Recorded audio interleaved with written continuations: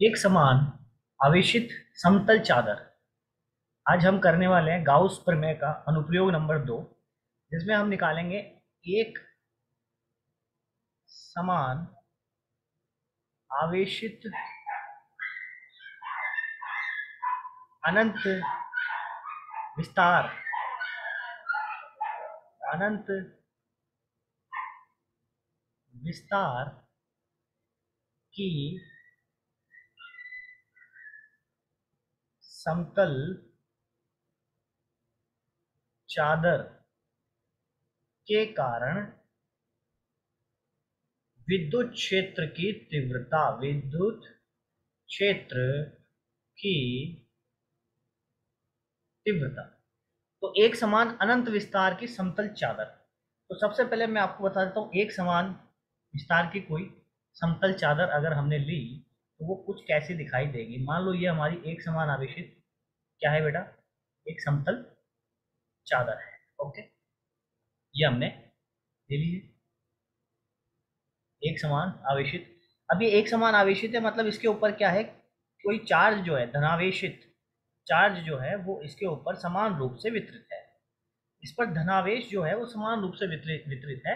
और इसका संपूर्ण क्षेत्रफल जो है, इसका संपूर्ण क्षेत्रफल वो क्या है बच्चों, वो ए है।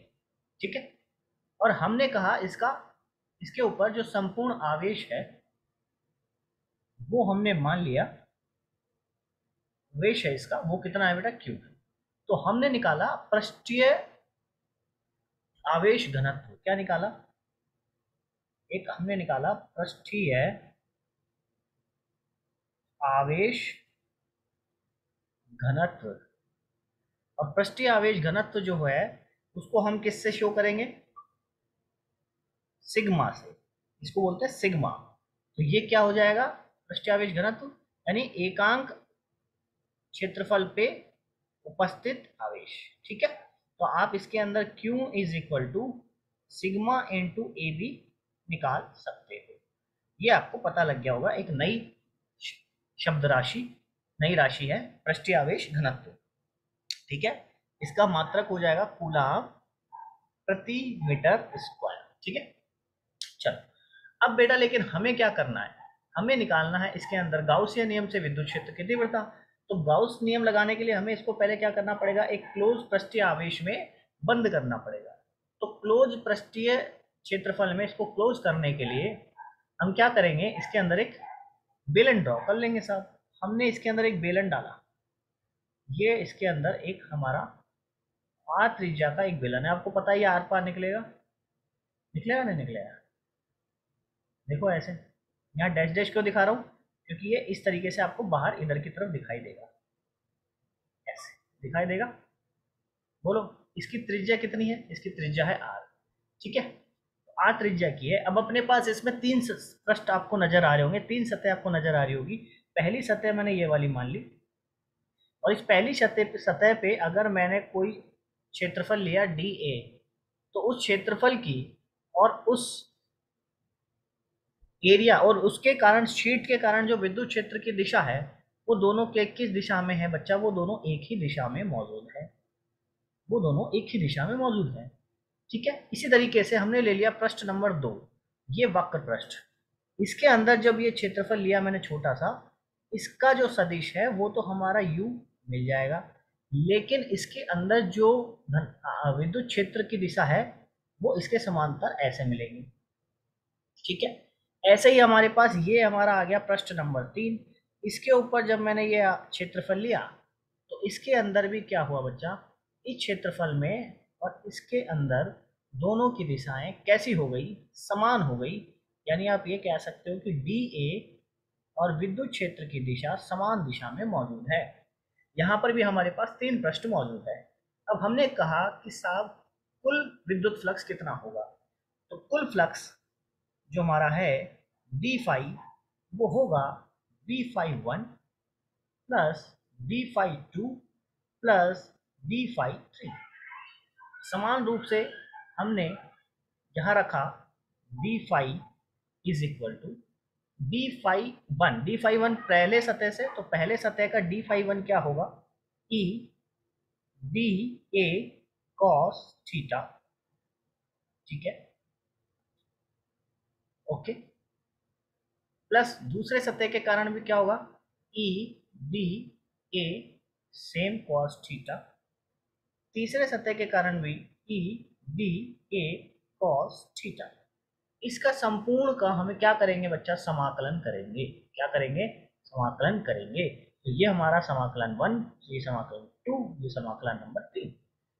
अब देखो यहाँ पे अगर हम पहले केस की बात करें तो हमारे पास ये डी फाई तो बन जाएगा दोस्तों 5, यहां से ये क्या हो जाएगा, 1 वाले केस में ई बी ए कॉस, पहले केस में विद्युत क्षेत्र और क्षेत्रफल इन दोनों सदिशों के बीच का जो कोण है वो है 0 डिग्री, क्योंकि दोनों एक ही दिशा में मौजूद है, ठीक है, क्योंकि दोनों एक ही दिशा में मौजूद है, ठीक है, प्लस दूसरे वाले क्षेत्रफल के केस में ई बी ए कॉस थीटा जो होगा यहाँ पे वो बच्चा 90 डिग्री का हो जाएगा, क्योंकि इन दोनों के केस में, दूसरी सतह में देखो आप, इन दोनों के केस में हमारे पास 90 डिग्री का कोण है। तीसरी सतह वाले केस में ई बी ए कॉस 0 डिग्री पुनः हमें मिलेगा। यहाँ पर फाई हमारे को पता है कि एक सूत्र होता है इसका गॉस का, कि फाई बराबर क्या होता है, क्यू अपॉन एफ साइलेन नॉट होता है। इस फॉर्मूले को मैं यहाँ पे फाई के जगह यूज कर सकता हूँ, तो मैंने इसको क्यू अपॉन एफ साइलेन नॉट रखना उचित समझा। आगे देखो कॉस 0, अब आपको पता है बच्चा कॉस 0 की वैल्यू क्या होती है, 1, तो यहाँ पे बचा ई बी ए प्लस ये 90 डिग्री वाला 0 हो गया, और फिर कॉस 0 यहाँ पर भी बचेगा ई डी ए, और ये दोनों समान है इसलिए दोनों जुड़ जाएंगे। जब दोनों जुड़ जाएंगे तो 2 टाइम्स ऑफ क्या हो जाएगा, ई डी ए हो जाएगा। यहाँ पर हमारा क्यू अपॉन एप्सिलॉन नॉट। इस क्यू को मैं बच्चा क्या रख सकता हूँ, इधर देखो, रख सकता हूँ कि नहीं रख सकता हूँ बताओ। इस क्यू की जगह मैंने ये वाला फॉर्मूला रखना उचित समझा, तो मैंने, क्योंकि sigma into A upon epsilon not is equal to 2 E, और ये हो गया डी ए। डी ए यानी इसका संपूर्ण क्षेत्रफल कितना हो जाएगा बच्चा, ये देखो हमारे पास दे रखा है संपूर्ण क्षेत्रफल ए है, तो हमने इसको क्या कर दिया, ए कर दिया, तो यहाँ पर हो गया 2 ई ए और sigma A upon F silent not, ये चीज हो गई। इसको मैं अब आपको थोड़ा यहाँ समझाने की कोशिश करता हूँ, ध्यान से समझिएगा। मेरे पास बचा sigma A F silent naught is equal to 2 E A, तो ई बराबर क्या हो जाएगा बच्चा, sigma A upon 2 epsilon naught into A, क्योंकि 2a नीचे आ जाएगा, तो आपको पता है a से a कैंसिल हो रहा है, पता है इस बात का, a से a कैंसिल हो रहा है, तो हमारे पास बचा सिग्मा अपॉन 2 एप्सिलॉन नॉट, यानी हमारे पास विद्युत क्षेत्र की तीव्रता सिग्मा अपॉन 2 एप्सिलॉन नॉट पे आ चुका है। और इस फॉर्मूले से हमें ये पता लग रहा है कि जब हम किसी शीट यानी कि सतह, समतल सतह की बात कर रहे हैं, तो उसके कारण जो विद्युत क्षेत्र की तीव्रता है वो उसके दूरी पर निर्भर नहीं करती है, आर पे निर्भर नहीं करती है, ये आपको पता लग गया होगा।